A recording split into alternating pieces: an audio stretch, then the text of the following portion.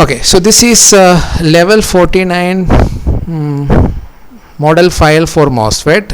You can see first we are defining NMOS, and NMOS definition will contain so many parameters, you see, up to here. So all this is part of the model for NMOS, this much. So you see that it has like more than 50 or near to 100 parameters inside. So this is to exactly model the working of MOSFET, taking into account all the various effects which affects the characteristics of MOSFET to get the exact, more and more exact. Okay, so you may not understand all these parameters here. You don't need to understand. For our course, level 1 is good enough. We have very few parameters, and you have almost understood all those parameters. But in case you want to simulate a 180 nanometer feature size, so this will be needed only for a very short channel device. Like here it is for 180 nanometer. Level 49 is required to simulate 180 nanometer feature size, but we are not working with that. So if you want to actually use this, it will make sense only if you start your layout with that feature size. You should set the feature size to say 90 nanometer or 180 nanometer. Then only you need this kind of simulation. I'm just showing it just for your information. And similarly, you have PMOS here, and PMOS also have a similar kind of model with so many number of parameters, hundreds of parameters. So this is just for your additional information. It's not important for the present simulation that we are looking at. So I have commented it. I am not going with it because I have also just tested it with SPICE design in 180 nanometer. Okay, so leave that additional information aside. So this is commented, therefore you can know that this will not be executed. Any line which starts with a star will not be executed, and what will be executed is this model, this simple model with a very less number of parameters, say 10 parameters or something like that.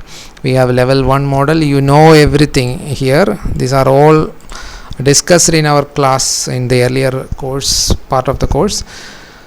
And then what we do is that after saying that this is the model that you need to make use, you are basically writing a command .include inv1.spice.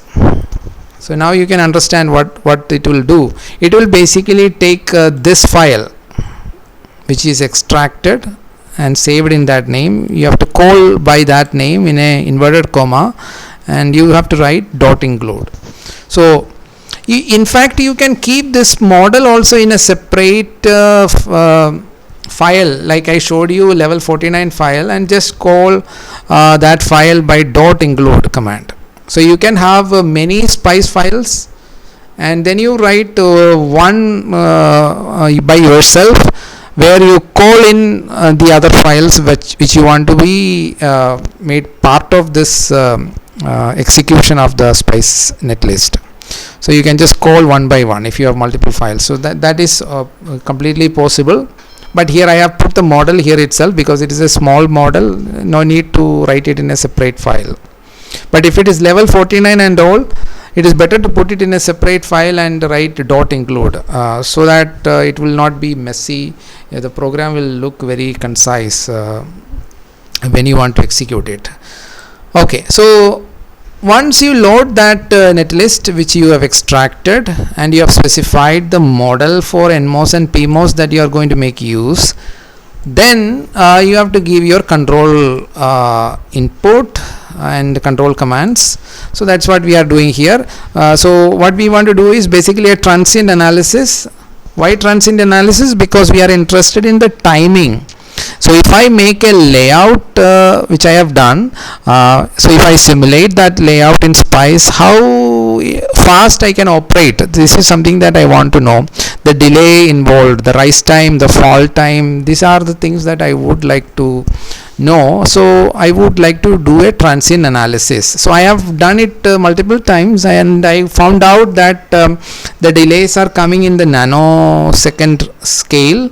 So I decided to give an input pulse waveform with these characteristics. It goes from 0 to 3 volt with a delay of 1 nanosecond, rise time, fall time, and then on time. That means it is going to remain at 3 volt for 3 nanosecond, and then the period is 6 nanoseconds. So 3 nanosecond it will be remaining at high state, that is 3 volt, and the rest of the 3 nanosecond it will remain in the low state, which is 0 volt. Okay, and I'm going to run the simulation for 15 nanosecond.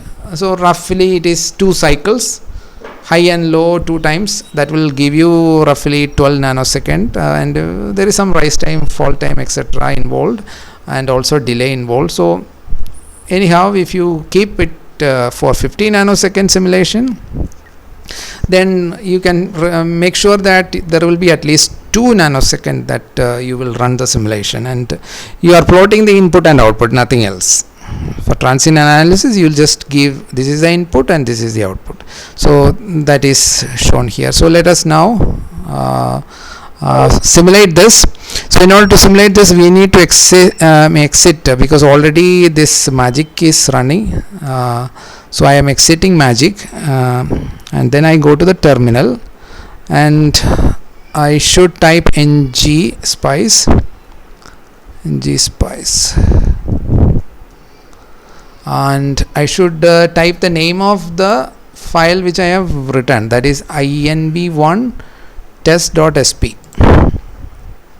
inv1 test.sp.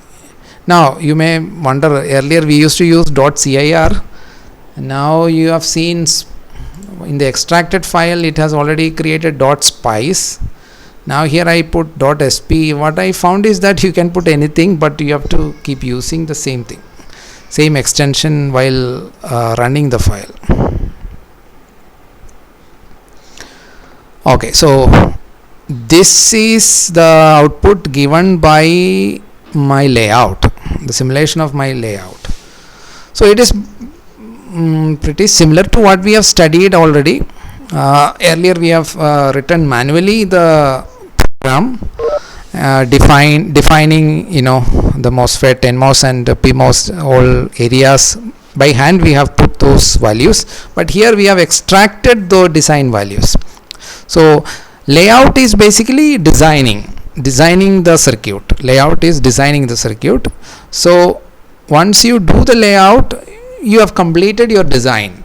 So by extracting from the layout, you can get the value of all the design parameters. So using those design parameters, now you are running the simulation, and you can see that fall time is pretty fast. It is happening in less than say 1 nanosecond, whereas rise time is taking nearly 2 nanosecond. Is it clear to everyone? Shivam, can you respond? Yes, sir. Okay, so it is almost double, right? Fall time is happening from high to low, 3 it goes up a little bit. You know why it goes up now, because you have studied it already, and then it falls, and almost it reached 0 by 2 nanoseconds. So 1 to 2 is the time, so that means 1 nanosecond, whereas rise time, it starts almost at 4 and it goes to 6. It takes so 4 to 6, that means 2 nanosecond, and then it repeats. As I told you, roughly 2 cycle is what we are plotting, a little more because 12 is basically 2 cycle, but there is a delay initially which we gave in the pulse waveform, input waveform, and therefore 1 to 13 nanosecond is 2 cycles. Now can you tell me why it is not symmetric? That means fall time is 1 nanosecond, rise time is 2 nanosecond, and why it is not symmetric, and what we should do to make it symmetric. So I will again exit here. You have already seen this simulation. I will go back to our design, And looking at the design, tell me why you need the design as well as the process parameters to answer my question. So I will put both before you, okay, which is sufficient for you to answer my question. Okay, the question is, why is the delay what you see okay, so this is your layout. So this is your here we take the WP and WM frame. yes, right. So in the design, right. So now you see the importance of what you learned in the the recent task, that is the last task that I gave. It talked about sizing, right? Have you all gone through that? Sizing of I have completed only 2. Okay, even if you have completed 2, I think it talk about sizing, right? Yeah, so it is very important to achieve our required. Usually what we require is a symmetric delay, like rise and fall time should be approximately same. It is preferred usually.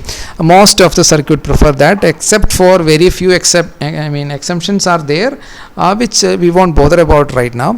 So almost all design we would want to keep the design value such that we will get a almost similar rise and fall time. So for inverter it is much more easier to see.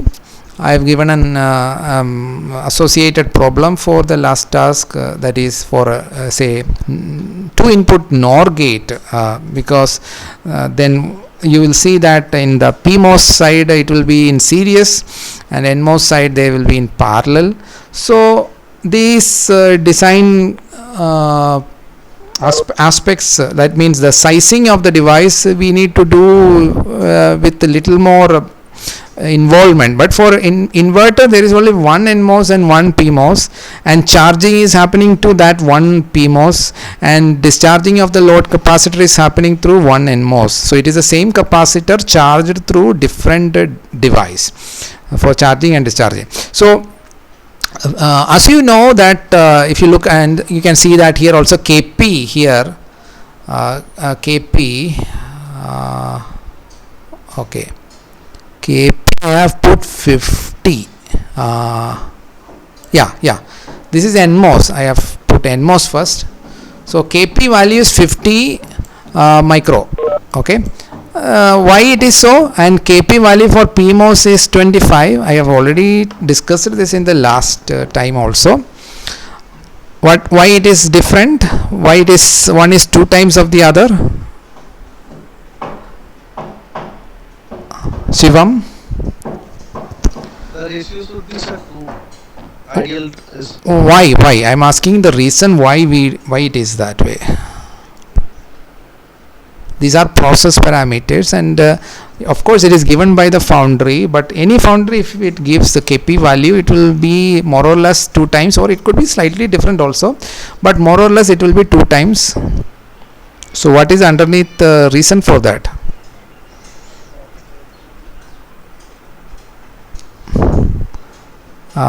Anybody else can answer this question if you know. So you have to look at the definition of KP when you studied the level 1 model. What is the definition of KP? What is the formula for KP? Yes, mu and COX, right?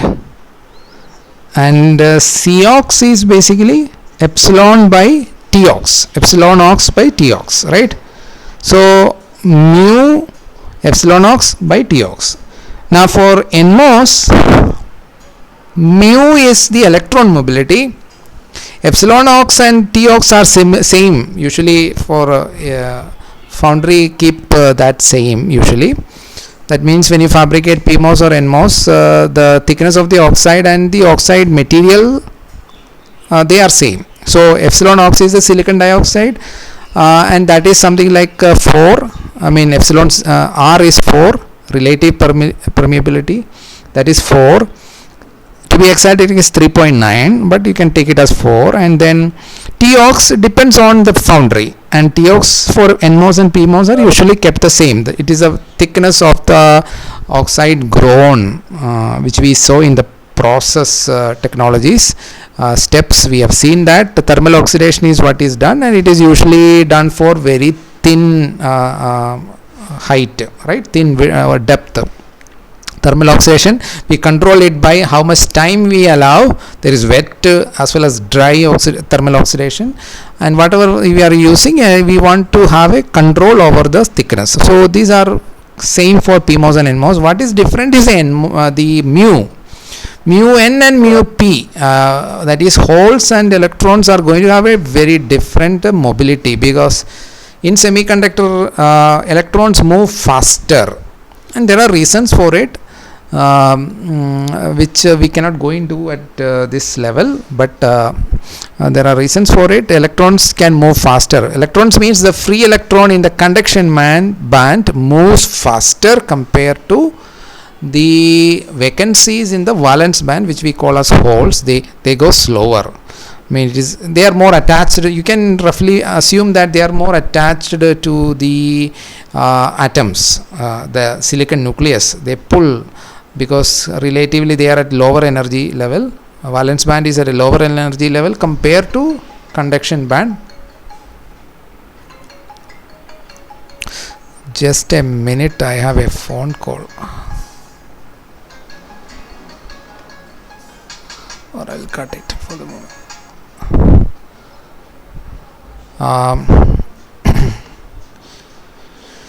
Okay, so let's continue. Where were we? Okay, so mu n is different from mu p, and roughly you can assume that for the bulk it is like 1350. I have written in the board, if you remember, in the class, and for PMOS it was something like, remember, 450, right, in the SI units. Okay, so I think volt second, centimeter square plus volt per volt second, right? That was a unit that we used for describing these values. So whatever it be, the value for the bulk is not exactly same that we need to use here, because bulk values are roughly 2.5 times. Sir, your voice was not coming, sir. Can you please repeat? Okay. So I am basically talking about the reason why Kp for NMOS is double that of PMOS. The simple reason is that the mobility, the ability with which electron can respond to the electric field inside the semiconductor is more for electron compared to holes. Holes move relatively slower. So that is what mobility means. How mobile is this charge carriers when you apply the electric field? So electron is more mobile, it can move more faster compared to holes. So roughly it is 2 times, and that is why we have this difference in values. Now to compensate for that, we need to do the sizing of PMOS and NMOS appropriately. Like PMOS, if you want to have the same kind of on resistance similar to that of the NMOS, then what we need to do is, since the mobility of holes are less and the conduction through PMOS is through hole charge carriers, so we need to double. So if you have made a design in which this width was double that of the NMOS, so you just need to make this 2 times. So this is 4. So if I on the grid, you'll see that there are 4 cells width. If you make it 8 cell, of course you have to make some changes. Then you will be able to see that the timings are going to be better. You will see that almost same timing you will get. Let me see if I have a design like that. I'm not sure. My sim. Okay. okay, W, okay, here also it is same. So unfortunately I don't have a design already available, so you can, if you have laptops, you can see it for yourself. Just make the W 2 times that of this and repeat all the process that we discussed, and then the timing analysis, you will see that rise time and fall time is going to be same. So yeah, so what we are looking at is this file. Yeah, so hope now it's clear that we have these are fixed things, you can't change these things, so it will be double of that. Only thing we can do is in the design. So when you design the you design with the layout. So at that time you don't design with same width, you make it 8. So for the moment, though it is an extracted file, I am not supposed to change anything here. It will depend upon what design you have done, but for our saving of time, I will just make it 8. Right, I'll just make it 8, but the problem is that I need to change when I make it 8, this perimeter, this all of these things are going to change. So if I put it 8 here and then I don't change these things, I mean, it is not a correct thing to do. And of course these capacitor values will also change. So I am not going to do that that way, because if you do that, everything need to be done. So better is going back to the magic program and then change it. But already it is 12. If I go to the magic program and again now change the layout, it will take some more time, another half an hour or so. So but I hope you understood. Is it clear whatever I told you? Yes, sir. Okay. So go through those lectures because everyone need to submit your notes also by 30th. So it is better you continue. I am giving enough time break. I mean, only I'm giving 2 tasks per week. So you can easily go with it. And these lectures are only some 2.5 hours or 3 hours maximum. So you can run it in a fast mode also and finish it early. So do you want to say anything more? So the next week Can we convert SPICE program into layout? SPICE program into layout.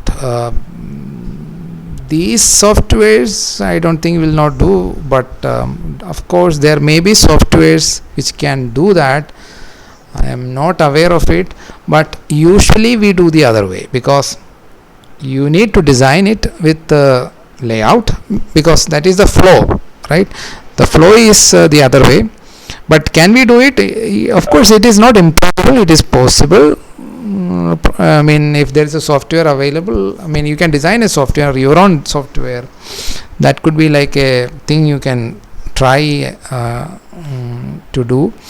It is possible because informations are there. The informations, the design parameters that we saw in the SPICE file, if you look at, not this one, the other one. Okay. Yeah, this file, all you need is this values, and you can definitely think about going back to the layout.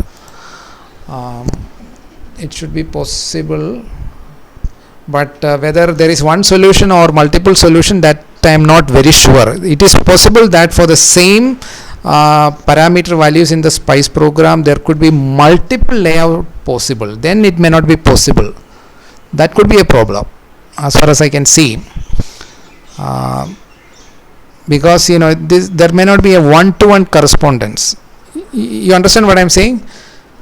There can have a multiple layout design which can give the same parameter values, design values in the SPICE model. So you need to know which one you should go into, right? There could be multiple layouts which can give the same values in the spice model. So if it is a one-to-one correspondence, you can go, but I don't know about any software which does this, because usually the process flow is the other way. You design by using layout, then you extract, and the purpose of extraction is basically to simulate and see if you fabricate this particular design, what is the kind of delay that we will have. Is that clear? Your the answer, is it satisfactory? Yes, sir. Okay.